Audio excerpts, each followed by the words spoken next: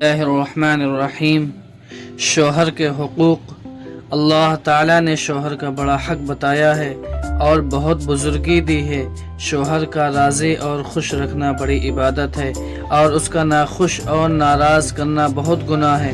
حضرت رسول اللہ صلی اللہ علیہ وسلم نے فرمایا کہ جو عورت 5 وقت کی نماز پڑھتی رہے اور رمضان کے مہینے کے روزے رکھے اور اپنی آبرو کو بچائے رہے، یعنی پاک دامن رہے اور اپنے فنو ہر کی تابعداری اور فرما برداری کرتے رہے، تو اس کو اختیار ہے جس دروازے سے چاہے جنت میں چلی جاوے۔ مطلب یہ ہے کہ جنت کے 8 دروازوں میں سے جس دروازے سے اس کا جی چاہے جنت میں بے کھٹکے چلی جاوے۔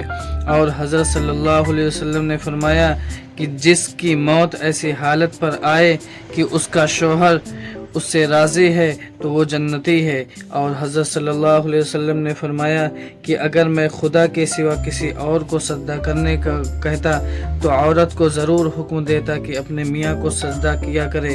اگر مرد اپنی عورت کو حکم دے کہ اس پہاڑ کے پتھر اٹھا کر اس پہاڑ تک لے جاوے اور اس پہاڑ کے پتھر اٹھا کر تیسرے پہاڑ تک لے جاوے تو اس کو یہی کرنا چاہیے۔ اور حضرت صلی اللہ علیہ وسلم نے فرمایا کہ جب کوئی مرد اپنی بیوی کو اپنے کام کے لیے بلائے تو ضرور اس کے پاس آوے، اگر چولہے پر بیٹھی ہو تب بھی چلی آوے۔ مطلب یہ ہے کہ چاہے جتنے ضروری کام پر بیٹھی ہو سب چھوڑ چھاڑ کر چلی آوے۔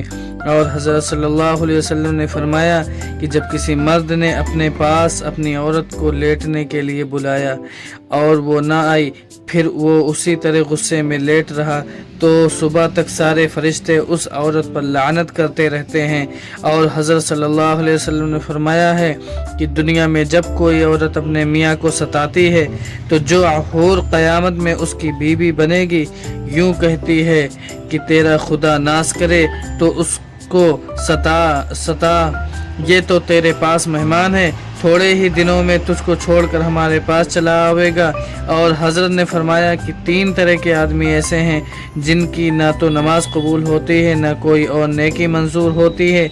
ایک تو وہ لونڈی غلام جو اپنے مالک سے بھاگ جائے، دوسرے وہ عورت جس کا شوہر اس سے ناخوش ہو، تیسرے وہ نشے میں مست ہو۔ کسی نے حضرت صلی اللہ علیہ وسلم سے پوچھا کہ یا رسول اللہ سب سے اچھی عورت کون ہے؟ تو آپ نے فرمایا کہ وہ عورت جب اس کا میاں اس کی طرف دیکھے تو خوش کر دے اور جب کچھ کہے تو کہا مانے اور اپنی جان و مال میں کچھ اس کے خلاف نہ کرے جو اس کو ناگوار ہو۔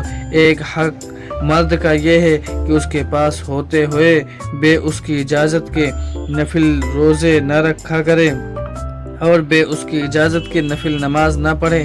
ایک حق اس کا یہ ہے کہ اپنی صورت بگاڑ کے اور میل کچیل نہ رہا کرے بلکہ بناؤ سنگار سے رہا کرے، یہاں تک کہ اگر مرد کے کہنے پر بھی عورت سنگار نہ کرے تو